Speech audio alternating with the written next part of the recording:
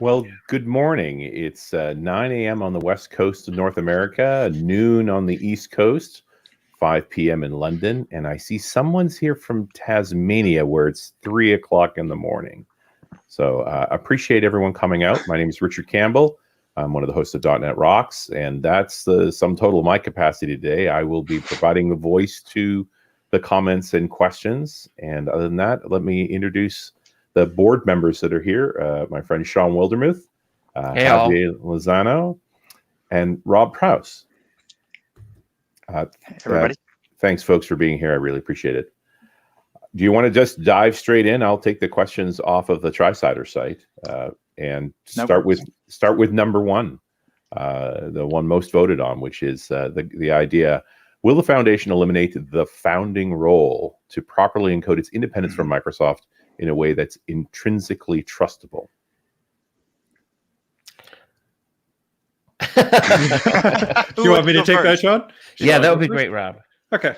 That is definitely something that the board has been pretty seriously talking about how we can do that, about how we can rewrite the bylaws. I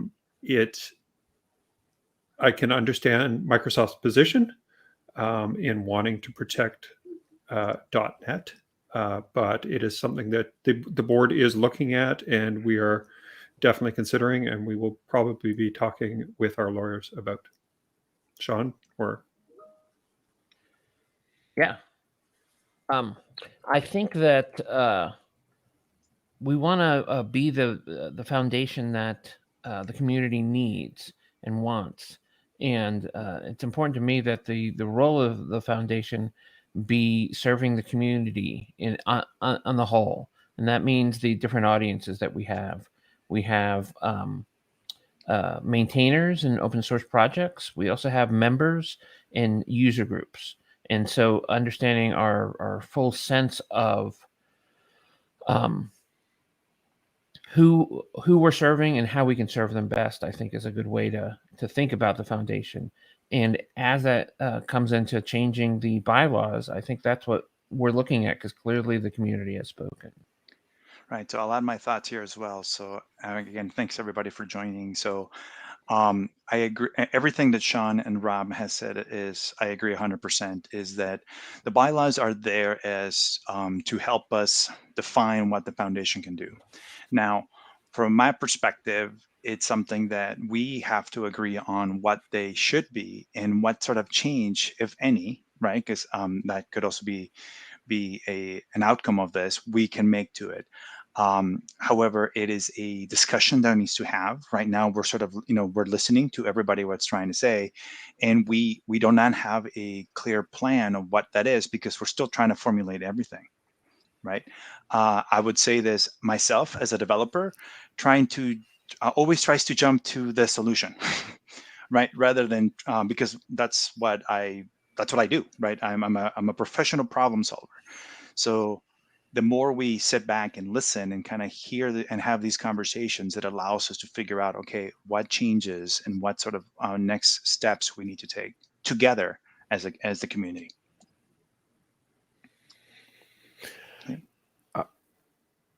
I think this ties back to some of the other questions that have also been asked around understanding the different stakeholders. And I don't mean to jump around too much on this list, but I think we will get to them all. But Glenn did ask that question: what do each of the stakeholders get out of being involved in the foundation, whether being a member, a maintainer, organizer, foundation member?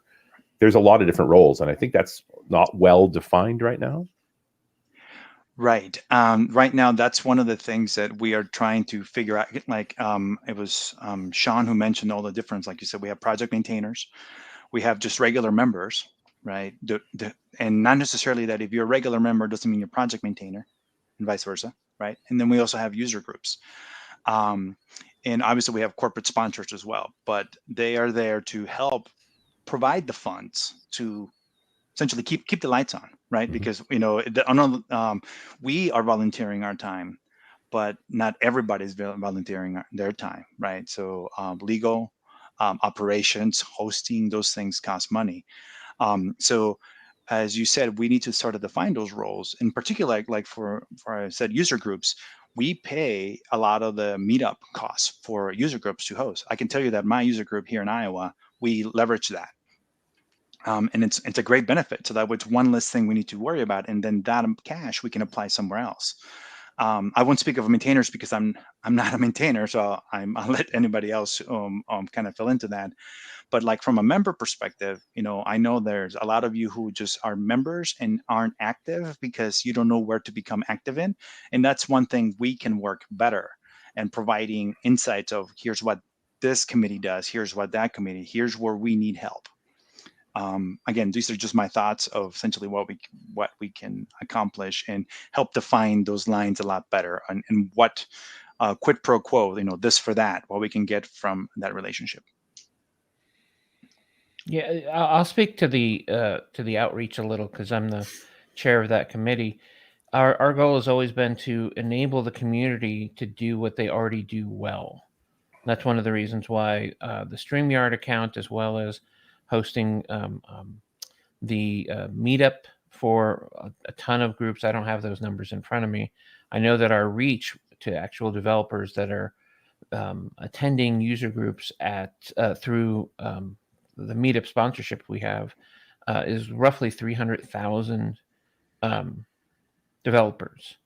And that's helping people across the world, as well as helping them host video events through COVID. That was a big thing that the prior head of the committee, of the outreach committee, really did a good job of stepping up right in the right moment. And so I'm really grateful to all the work that they do.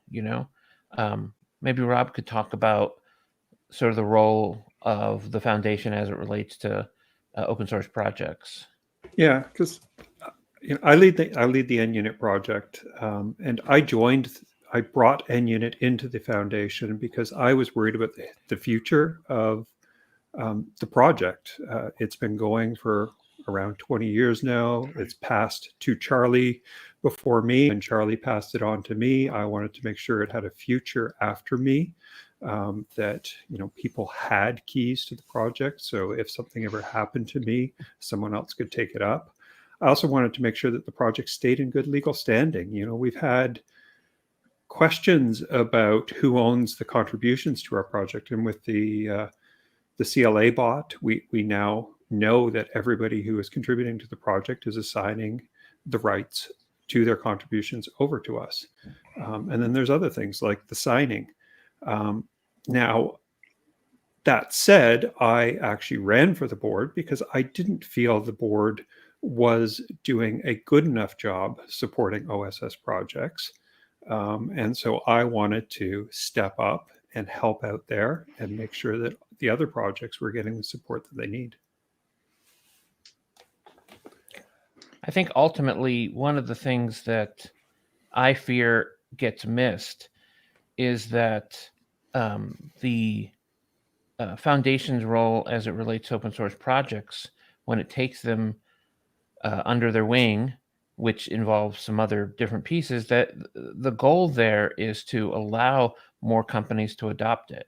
Right. When it's just the maintainers that are maintaining the project and there isn't copyright protection and some other not just legal but also organizational things behind it, it's easier for the Coca-Colas, Deltas, and I think I'm only mentioning companies that are here in Atlanta, but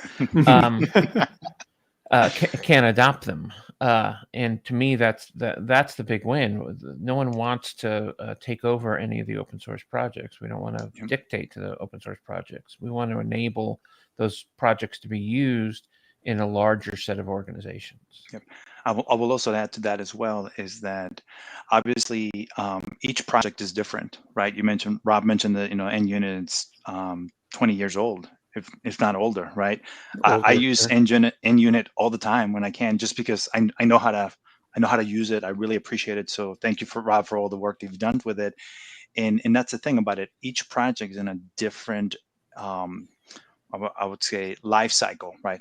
And some projects are a little more mature, have a lot more history to them. Other are just starting up, and I know that it's very important for us to treat them according to kind of where they're at, to make sure that we are providing those services to the maintainers, right? But we don't know what those services are.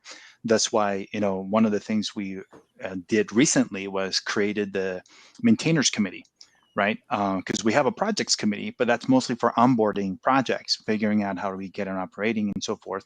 But with the maintainers committee is really allowing any maintainer out there have that discussion with other maintainers and say, hey, board, or hey, foundation, we would like X, Y, and Z.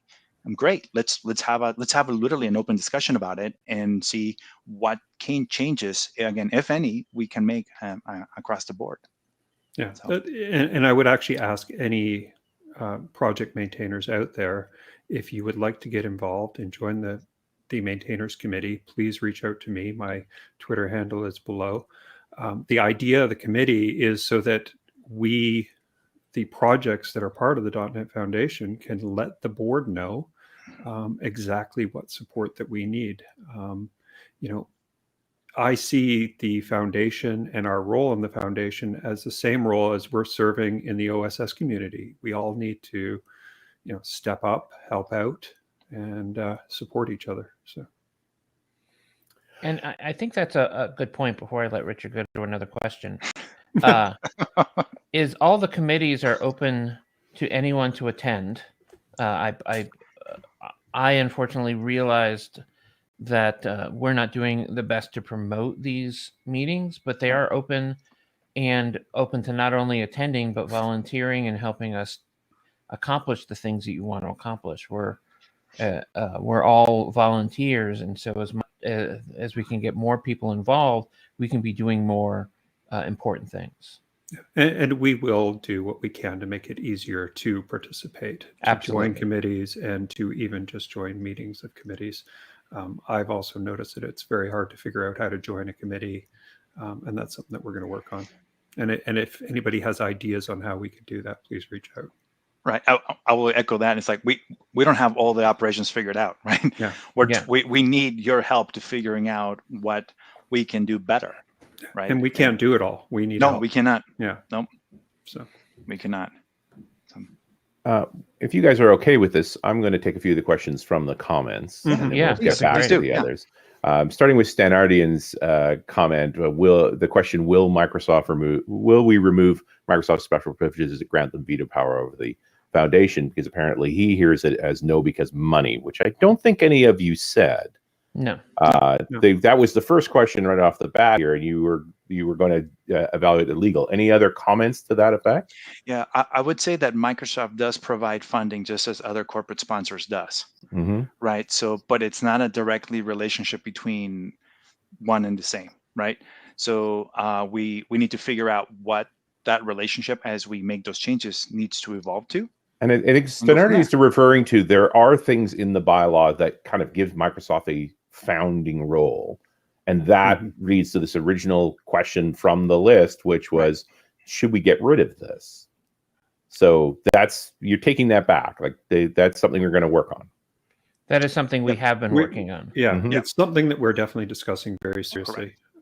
Yep. Because I think it's important that the community, everyone here, hears us say that we have heard you loud and clear that this is the right goal. And one of the limitations here is it's not just money, it's also personnel. So they've been before now, the executive director was a full-time employee that Microsoft paid that was dedicated completely to the foundation. And how we move from that if we take their founding status away, and negotiating with Microsoft about how much can we keep while getting rid of the rights you have in the charter is something that is an ongoing discussion. It isn't. We're not here to defend that decision. We're here to hear you from the community and say, yes, we agree, and we've heard what you're saying. I will take more questions from the comments then, but I'll go back to the other ones. I see George Stalker's question about the .NET Foundation not speaking up when one of its corporate sponsors goes against the mission. Should we ask for some clarity around that? Like, what's your concern there, George? Like, what way? Where did you feel that had happened? And maybe we can address that. Is this the .NET hot reload? Well, issue? I was going to take that comment from the Q&A, which was what about not removing features that the community wants? Sure. Yeah. Which okay. Yeah. I mean, I watched This Weekend too, and I felt like it was a community win in the end. I mean, clearly Microsoft made a mistake and came to realize that was a mistake, that on a Saturday they fixed it. That to me, I felt pretty good about our community that day when we clearly were able to impress upon them this is not the right thing to do. I may be putting my foot in my mouth, but let's find out. So here's the thing. The .NET Foundation's mission and job isn't to dictate what any of the projects inside of it do.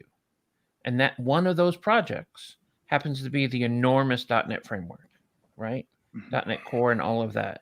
And so Microsoft made a poor decision. And if we and rectified it, I don't feel like the board has the role of calling them to the carpet much more than we would if NUnit decided to discontinue X or Y feature, or of any of the other projects that are sort of under the umbrella.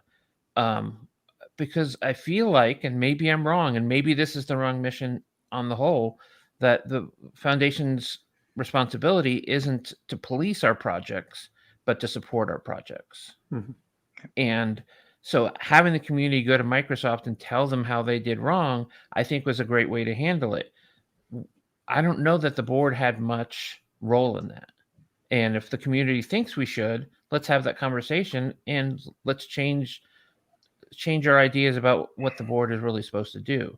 But understand that you can't, at the same time, I don't think that the board should go and try to get Microsoft to change their decisions, just like we would any other project that's under the umbrella, under the legal protections that are part of the board. Right. We're empowering, we're not dictating. Yeah. As a project maintainer, I would be very uncomfortable if the Foundation was trying to tell me what features to include or not include in NUnit. I think it's a very slippery slope. I don't think we can have one rule for Microsoft projects and another rule for all of our other projects. So I think we need to be very careful there and very mindful about it. And I think the way that the community handled it is the way OSS should work. The community spoke very loudly about their feelings about the hot reload issue. And to be honest, I agree with those feelings as a consumer of .NET, and that's how the community should vote on what issues that they want in projects and or don't want. So, yeah, I will echo all of the sentiments here. I do have a full-time job outside of just working on the Foundation, and yeah, I consume .NET and write applications on it for myself and my clients, and I'm proud that the step that we as a community took to making those changes. But like I was said here, is that slippery slope of the Foundation, or anyone in the Foundation starts pointing and saying, you must do this because I want X, I want Z. If that's the case, then we are literally, from my perspective, prioritizing code over people. And it should not be that way. It should be about people. It should be about community. The tech will be there. Features will come and go. Platforms will come and go, but the individuals will be here. And those are to me the lasting relationships that we need to work and keep strong. But do you think the board should be taking a position when the community is upset about something? Like, is that a necessary part of the board's role? I don't know that it exists right now, but I think there's some folks who would like the Foundation to be used as a weapon to bludgeon Microsoft when they make poor decisions, in our opinion. Yeah, I think it needs to be raised, right? But it doesn't. Yeah. But like I mentioned before, it's like we don't have a process for sort of those things. So I think it needs to be discussed and trying to figure out, is that a process or a thing that we need to take on? But if that's the case, then we should apply that across all projects. And then people would be like, well, why are we doing it across all projects? That's that slippery slope we're discussing. And I think, but back to what we were saying earlier, is that maintainers committee is something where those decisions need to be those conversations need to be have, and from there it's a policy that the maintainers and everybody who owns that and owns a majority of that work, or the blood, sweat, and tears for those projects, needs to come to the board and say, we think this is viable, and here's why, and then we have that in discussion at that level. Because otherwise it's just the board making decisions, and that doesn't pan out any well at all. And At we're least just from my perspective. and we're just a group of volunteers / developers too, Yeah, right? I don't think we could have reacted quickly enough to the hot reload issue. It happened so quickly. We, for us as a board to make a public statement about that, we would have to get together, and we as a board would have to agree on that statement. And being volunteers with day jobs, that would be in these very fast moving situations would be very difficult for us. It's not saying that we won't take a stand on larger issues going forward, but Well, and I would argue again, in this particular case, it seemed to come out very well. That the community's pushback on their decision resulted in them reversing the decision. Right. I don't know how you would have done better in the short amount of time that this whole hot reload issue occurred. I was shocked, honestly, that it worked out as well as it did, as quickly as it did. And I'm sure Rob, as a maintainer of NUnit, has run into situations like that where you have some features that you want to deprecate or you want to change or anything else, and all the time. and I'm sure you've heard some feedback, right? Yeah, I've heard some very loud feedback, and in some cases we change our mind based on the feedback. Right. That's how open source works. Open source doesn't mean you get everything you want. Open source means that you make your opinion heard, and hopefully the project responds to it. And if it doesn't, then that is, it's your choice. I'm going to grab Heather Downing's question here. And Heather, I may paraphrase this a bit, so I hope you'll forgive me. Because she asked, do you think we solicit enough corporate sponsorship across companies that the foundation could still have an effective budget without Microsoft providing funding with the founder influence? And I think there's a corollary to this, which is, do you think Microsoft wouldn't provide that funding if they didn't have the founder role? Like, is that those two things tied together in any way that you're aware of? I can speak to that. I don't think so. I think at that point we'll be speculating if they were, right. Back to what Heather asked here, particularly for the funding, is like the goal is to have as much funding as possible, so that way we can, regardless of whoever it is, not be tied to one sponsored or not, right? So that way we can invest more into whether it be, sponsorship of member projects or sponsorship of the community and so forth. And right now, I just took over the corporate sponsorship committee. This was a decision, and I'm still trying to wrap my mind and hands around what's everything that's there. Right. So because we have corporate sponsors and we have also just corporate members. So I'm like, what is one and what's the other? So I'm still trying to figure all those pieces out. But for sure, yeah, the funding never hurts, right? Because things cost money. And I don't, I don't foresee any funding being tied to, any detriment that the foundation may occur from making whatever decisions we have. So. And broadening our funding is something that's been an ongoing project in the corporate sponsorship committee specifically for over a year. Now we haven't gotten there, but it's something we're trying to do in general, because the idea of having a small handful of high value sponsorships versus broadening it so some more companies can get involved is something we've been working on, because I think most of the board members, when they started last year, realized that we had a couple of sponsors that were providing most of the funding, and that broadening that base was always the goal. Have we delivered on that? Not yet, but I think we're a lot closer now than we were a year ago. And I just assume that Javier will fix it all, right? Like I said, I'm wrapping I just volunteered And I was like, well, and that's one thing I kind of want to bring up is like when I said that's well, is like there needs to be someone leading that, and there wasn't, because the people who were leading that moved, are no longer with the board, which is perfectly fine. That's the nice thing about all of this is like I'm gonna give it my all and bring whatever ideas that I have back to the committee, back to the board, and make whatever decisions we need to make that are agreed upon by the greater whole. Well, And and this is a comment purely from me, friends, and I apologize. Yeah. Maybe it's a lot of turn. It's like I wonder if that founding role isn't an impediment to other sponsorship too. It could be. It could be. Mm-hmm. And I think it's important to realize that the problem of sponsorship and how much impact the sponsors have with foundations is a pretty universal problem. I mean, I think you have React and Facebook, you have Rust and Amazon, and Angular and Google. Like these problems of supporting what is open source at the same time, pushing back on the original owners of those projects having undue influence is a real one that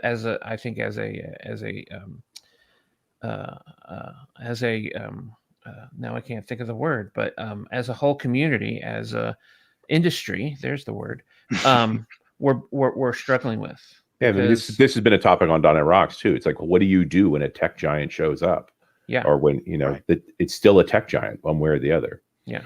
Mm-hmm. I'm going to jump to your question on the list there because it got the second most votes, Sean, which was this: what is the .NET Foundation's mission? Which I'm interested that you brought that up too, because I would hope it was clear. And or maybe it's evolving, and we're still trying to set all of those standards in place. There were a couple of, I think, very important comments on that as well. It could have been a 6-year-old, singing and dancing all the way through. Welcome to live streams. That's real life right there. That's right. At least they were dressed. I like the dance though. The dance was good. Comments on the foundation's mission. One of them from Reed here. Should we address how we all fit into the 501c6 guidelines? That's the particular U.S. legal construct that the .NET Foundation operates under. Being, quote, an association of persons having a common business interest or whose purpose is to promote that common business interest. And we got to get into the definition of who are the persons having a common interest, and what are the lines of business that the .NET Foundation hopes to improve. Mm-hmm. I don't know. And I'm not asking you guys to answer this question right now, but it's this is a question. This is a question that we've been discussing. And we've looked out to other organizations like the Rust Foundation, like the Linux Foundation, which are also sixes like us. Mm-hmm. And I actually personally feel that we are not, a C3.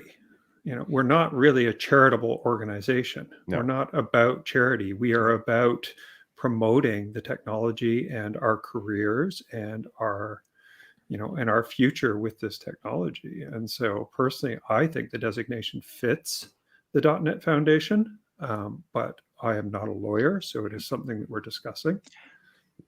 I will add to that, saying that it doesn't mean we're against charity either, right? No. And so just be like, that's what the whole purpose of having the funds is, be able to provide back to those individuals, entities, or whatever that may need that. Again, I know it may sound like a broken record, but the whole paying for the meetup costs, right? So that essentially is charitable. It's like if you're just that one person or two people running a user group or a small meetup to talk about, I don't know, some technology, or I'll pick on Rob since he's on the stream, on unit testing using NUnit, then perfect, right? Then yeah, we will submit the form and go through the process, and you will get the funding, right? But at that point is where from my perspective, we're getting into a lot of the details that honestly are beyond me. I'm a software developer, right? I will lean on accountants and I will lean on lawyers and kind of have that discussion. We can definitely take it, but obviously, we're not making any decisions. We're hearing the concerns that they have out there. And I 100% agree with Rob with what he said about one of the things the foundation does well is promote the .NET ecosystem, right? And that includes whatever projects, whatever education that we may have, whatever initiatives that we have that really shows the platform as a benefit for all, right? I can tell you that myself as running a user group and getting started in .NET very, very early has impacted my career tremendously.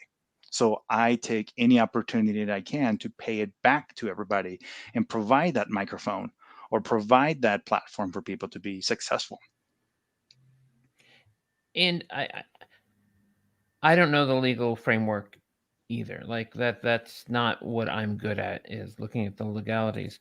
But broadly, all of us as developers and developers who use .NET have a common business interest.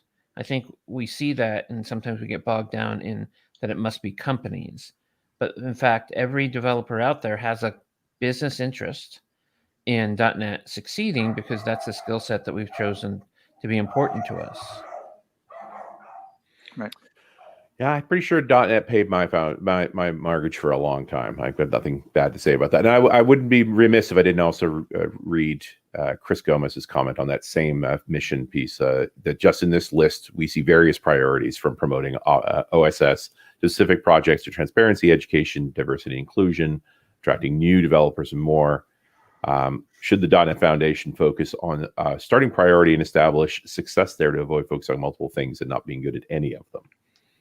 Right. Boy, how do you pick a Yes. winner there? Yeah. But I think it's yes. What I think has bogged down the foundation a little is this broad reach, and this is a discussion we've had in the recent past about what is our focus. Like trying to do a little bit of everything, especially on a volunteer basis. I think we have made mistakes about effort and all of this other sort of thing. Mm-hmm. Like we've had a couple of big wins in different parts, but at the same time, we've also neglected things that maybe should have gotten more focus. And because of that, I think we need to revisit that. The board needs to revisit, in light of these discussions, what our charter is, like what our goals are, what our mission Right. is. And that's one of the reasons I put that on the list, because ultimately the foundation is here to serve the community, Right. and that includes its sponsors as well as every developer out there. And if our mission isn't succeeding in helping developers every day, then we need to change our mission. Like we're here to serve the community, and if the community isn't experiencing that we're serving in any way, like what does the .NET Foundation really do, is a question that comes up a lot. Mhm. Then we need to change and we need to pivot. And I think I speak for many on the board that we're like, yeah, let's do that. But that also means that we're going to ask the community to help us, because we all have full-time jobs as well. And some of us have 2 full-time jobs, Richard. And I don't do anything full-time, friend. I'm glad you said it. I'm going to take these 2 questions together from the list as well, because they both really address transparency as a whole. So this is originally Reed's question about what are the steps taken to improve transparency within the foundation, especially regards to governance and operational issues. And then actually, I think it may have been a part of Glenn's comment. A little confused here, but how is the foundation helping the .NET community grow and succeed? And why, if anything at all, would be kept secret or hidden in closed forums? If we're really all for the community, shouldn't everything be transparent? I agree fully with opening up and being more transparent. As a new board member, I found it really frustrating trying to find the documents, previous meeting minutes. A lot of them were behind closed doors, so to speak. And to be honest, I think everybody on the board agrees that needs to change. And so it is going to change. Now there are some things we cannot say, just as relate. It's like people's salaries or anything else that we have, because that's just being poor form to do. But at the same time, from my all of this, can I hear it? From my perspective, it deals with operations, right? So the more we have an operation saying that, oh, okay, great, here's meeting X happened, XYZ was discussed, we're going to post the minutes here, anybody can go view it. And guess what? If you don't want to go read the minutes, or if you want to change what goes on, go join the committee, go join the meeting. You don't have to essentially take something on, do it, but it's all open. But we need to become better at it. Are we there yet? No. Do we have work to do? Yes. And I think a chief thing there is there's sort of two issues. One is transparency, and one is discoverability, right? For many of the minutes of the meetings and such, they are already available, just no one can find them, right? And so I think we need to get better at both, making sure that everything that we can legally share, Right. To Javier's point, that we share minutes and recordings of different meetings, and all of that's important for us to have that transparency. But we also need to help the community find them when they're interested in reading minutes, which, to be perfectly honest, I don't even want to read my meeting minutes. But if they want to get access to them, we should make it a lot easier. And there's been a 9-month ongoing project to redo the website to increase that transparency across.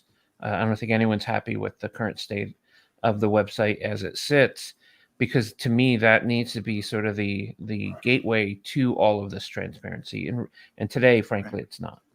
And Reed is actually in the chat here and has asked the question. Has there been some work done recently? Are you improving this now, or is it still in the planning stages? For the website? Well, yeah, and for transparency, like to your point, Sean, the discoverability as well as transparency. Yes, this was brought up at the last board meeting, I believe. Right. Correct me if I'm wrong, Rob. And it's an ongoing effort to try to fix. Like all the committees should have their minutes posted, as well as making sure that they're not behind a membership wall. Or a joining of one of the working group walls. Yeah, all of the committees' meeting minutes are in their GitHub repos, and to be honest, I don't think any of this lack of transparency was at all intentional. I think it's just easier to drop meeting minutes in SharePoint than open a PR, get a PR approved, and get a PR merged, and it's just lack of time and enough volunteers to actually get the work done. But it is something that we will concentrate on. Right. And most of the committees are recorded, and we need to make sure that we make those available afterwards. I'm still up in the air about exactly where we're posting those and such. And there was a question in the chat about, can't you just live stream them and then we can join? Well, I don't have a personal interest in live streaming, because I'd much rather you just attend the meeting, right? The meetings are open. Our live stream is join the meeting and we can have those conversations. Having it adds a complexity to try to handle live streaming and going through something like this. To your point, the meetings are live streamed. You just participate in them. Yeah. All of the committee meetings are. I do not believe the board meetings are, but the board also needs to discuss some finances and things that are sensitive. Right. Yeah. There are everything that we can make transparent, we will make transparent, but any personnel issues, people that the board hires, that needs to be, those decisions, if we hire someone, obviously can be made public, but the underlying decisions behind that need to be respected. And our current tech on the website has been a barrier, because really it's a great flow for developers and no one else.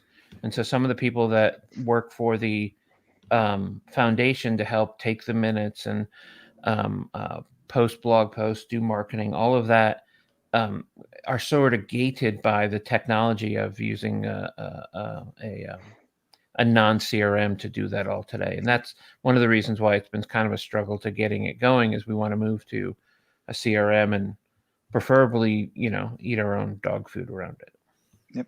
And that thing about, like, the board minutes are stored in a OneNote that we can, as board members, can go look at and go back to what actually happened.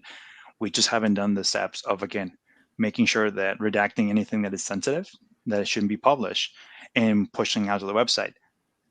That takes time, right? And not to sound like to make that an excuse, so we need to prioritize that along with everything else that is being asked, and figure, okay, where do we fit these things? And it's just a matter of, from my perspective, it's a matter of when we figure out that process and document it. Here's what we're going to do. Here's what we're going to redact and why we're redacting it, and then going from there.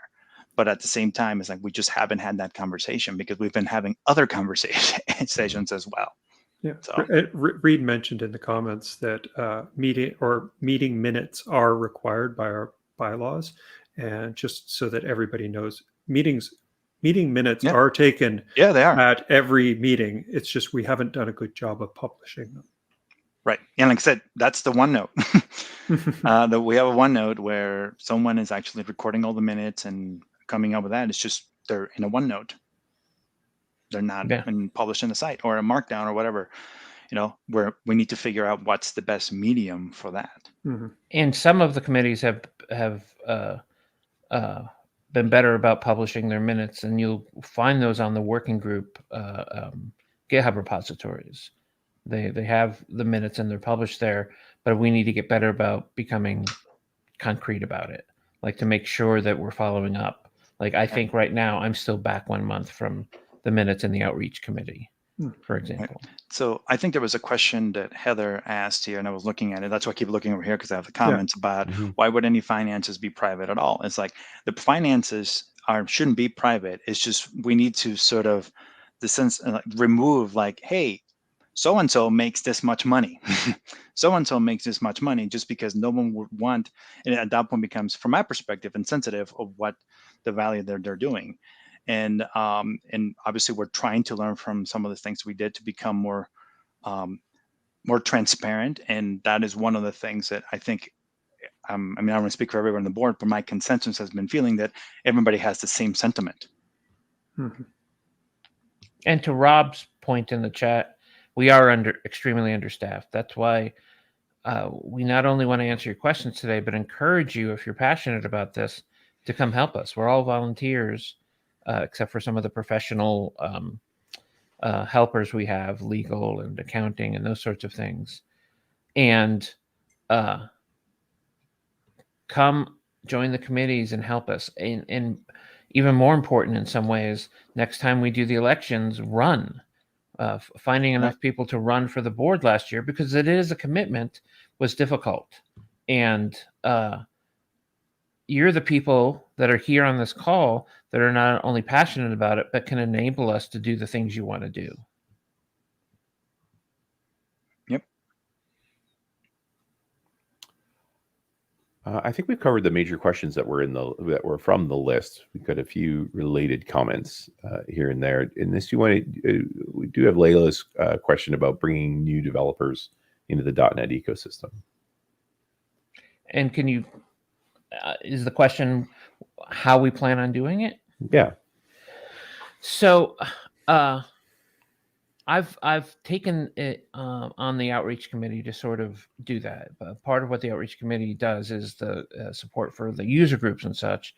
But the other side of that is reaching out to developers to bring more people into the ecosystem.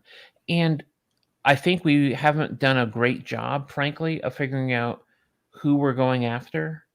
We've had a project going on for a little over a year about reaching out to underserved communities, and it really hasn't gone anywhere. I've taken that project back over as of about 2 weeks ago, and I'll have some things to announce next week once things calm down a little about our efforts there. But we also have the education committee, who unfortunately the chair decided to resign today, and we need someone to sort of take that on to enable us to help with curriculums both in collegiate and non-collegiate settings to help them get and have the materials to be able to teach .NET where they want to be teaching .NET, whether that's boot camps, whether that's colleges, whether that's just people getting together at a user group and learning .NET. We want to encourage that because I think .NET has the problem of being successful for 20 years, and when you're 19 and in college, it feels like it isn't the new shiny thing. And I think our job is to explain to people why it would be interesting to work with. But there is a vacancy at the education committee. If anyone's passionate about helping out, you do not need to be a board member to be a chair of a committee. Did that answer your question, Richard, or do you think we should I think differently? I do think you addressed that, and it is an interesting question in general about .NET. Just sorting through some of these comments here Sure. about why are we funding education, and why are we funding meetups? Could you talk a little bit about how that decision was made to start funding meetups? I don't think any of us were here when No. that started, but when Meetup, many of the user groups, like Javier's, were using Meetup as the primary channel of sort of communication there. And when Meetup decided they needed to stay open and charge for their business model, because their old business model, I think, didn't work anymore, suddenly there was a pretty big money need in these small user groups. Large user groups in New York and such maybe could afford to do it, but there's lots and lots of user groups around the globe, really. I find it interesting, actually, outside of North America, almost all user groups, people pay dues in order to facilitate things like this. But in North America, that hasn't been the pattern. And so the .NET Foundation decided to step up and allow these organizations to continue, because there was sort of a sunk investment in that's how you communicated with all the members, and moving them to a new platform or finding another way to do it, with a Google Calendar or something.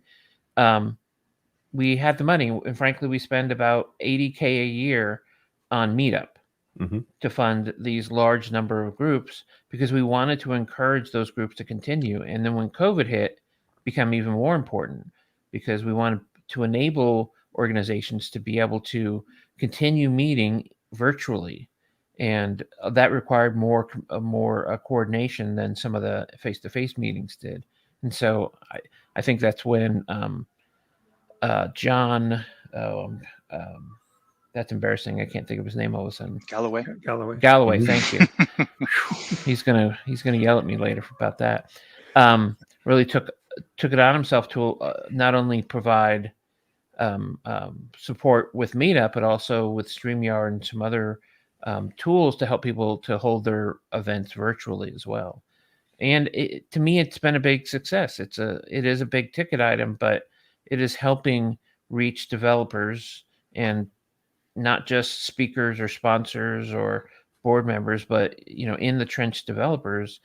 Every week it touches a lot of people's lives to be able to communicate and stay in touch with their communities. And if we're not doing that, what are we doing? It's kind of but I'm the chair of the outreach committee, and so I frankly view a lot of the foundation through that lens. That's the part that I care about more than, frankly, the maintainers and such, because that's why I chose to chair it. Right.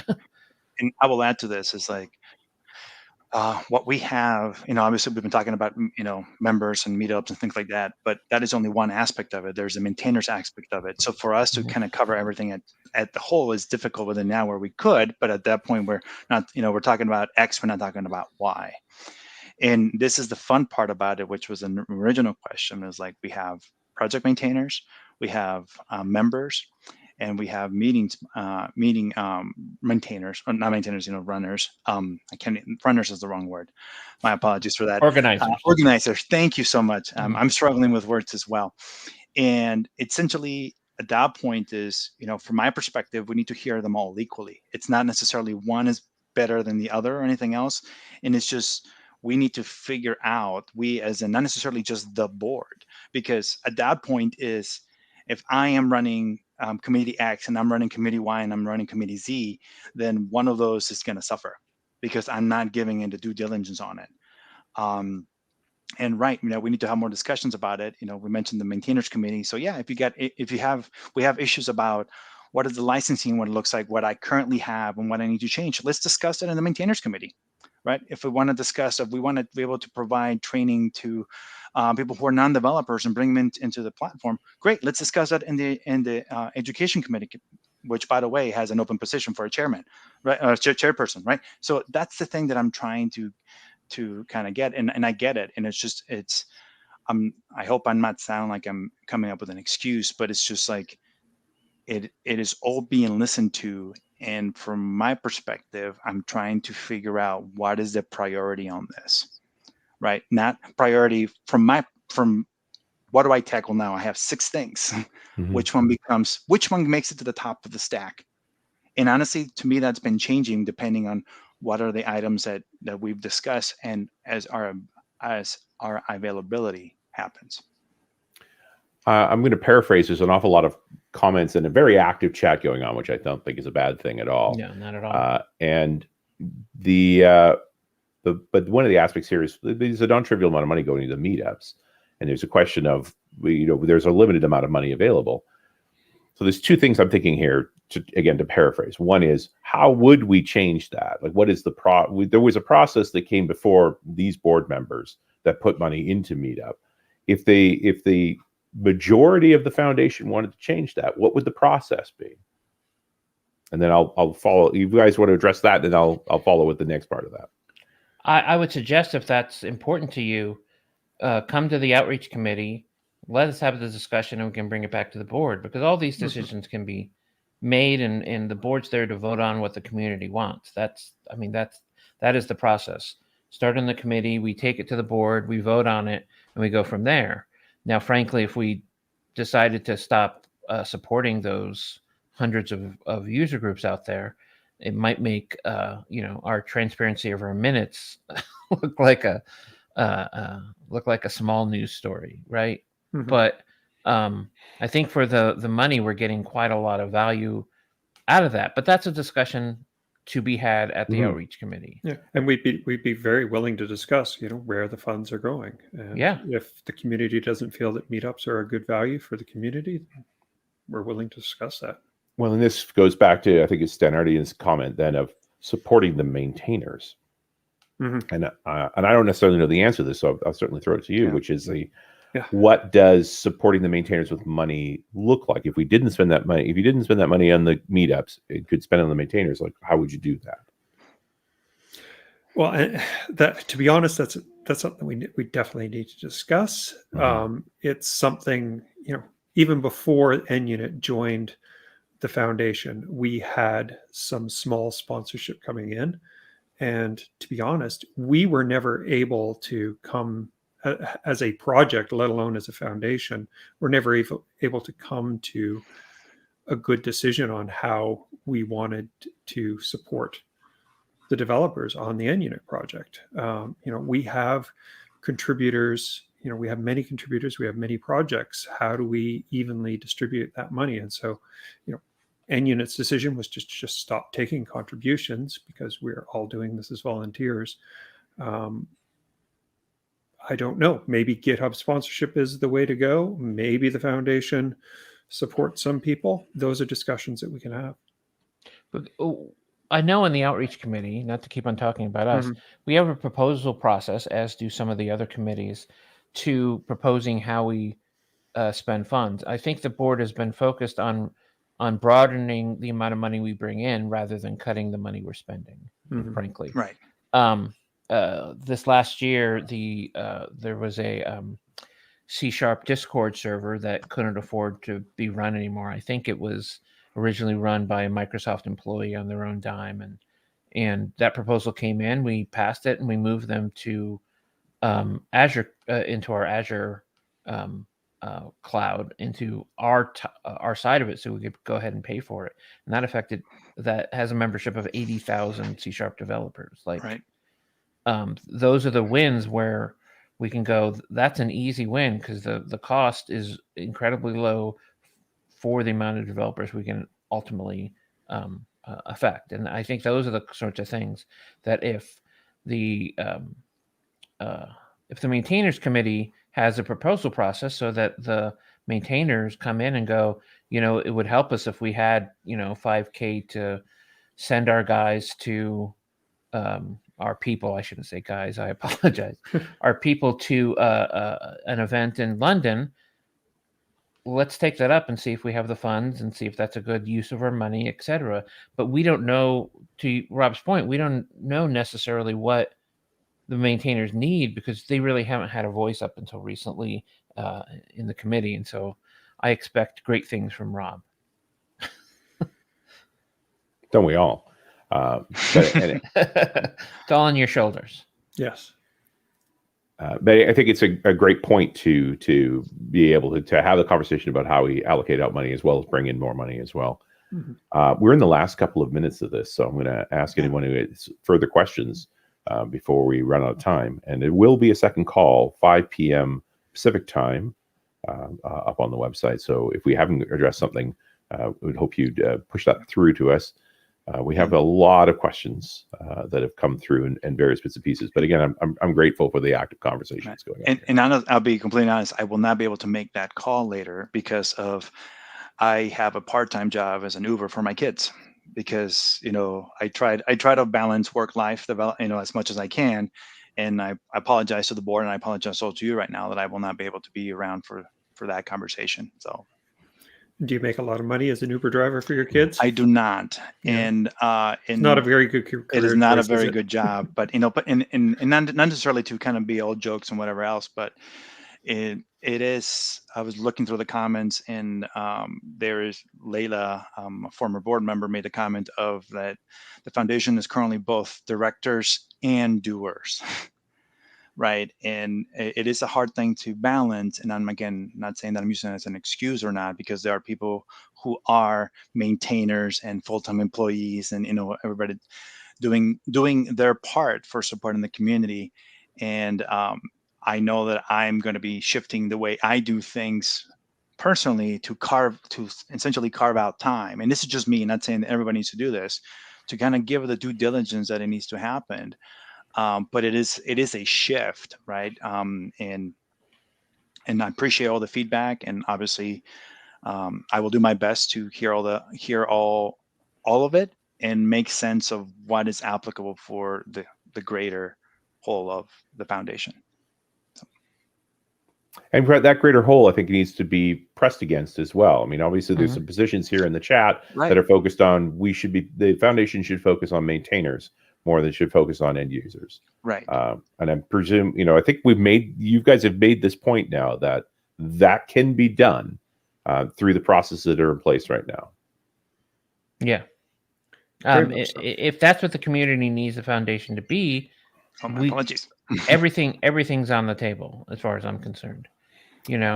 I ran for the position to be a board member last year because through some of the work of my last film, I saw a hole in the developers we were going after, both geographically as well as diversity.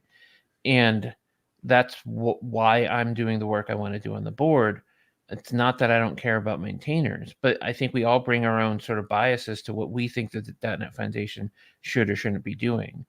And I would just say put your time where your mouth is. Like if this is important to you, get involved. And I think we have a really well-balanced board in that way. We have maintainers on the board. We have people that are more interested in outreach, and people that are interested in evangelizing .NET. But I think that the best way for the community to get involved is to get involved in the committees that interest you.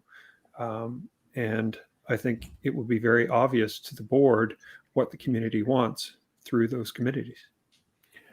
We're at the end of time here. What are the next steps that the board is going to take? That's a good question.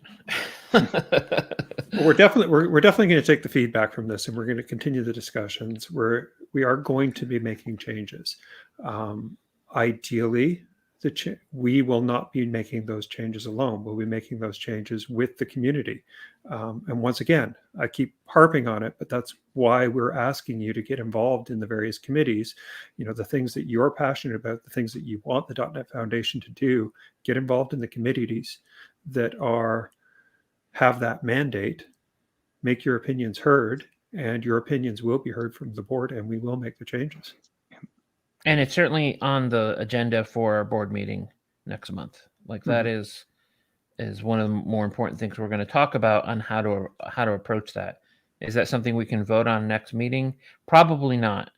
But once we understand the implication and frankly the legal framework of changing that, that's something that I know that the lawyers that work for us are trying to work out. It will be voted on soon. Well, I think with that, we're at time. I appreciate everyone's involvement here and grateful for the strong level of engagement. To me, I'm kind of glad that there is this much effort going on right now. It would be far worse if nobody showed up. Right? Clearly, we care about the ecosystem. We care about the foundation. And we're trying to make things better. Sean, Javier, Rob, thank you so much for doing this. And I guess I'll be back for the 5 o'clock session. So will I. Thank you, Richard. I'll be there too. Great. Thanks, everyone. Thank you, everybody.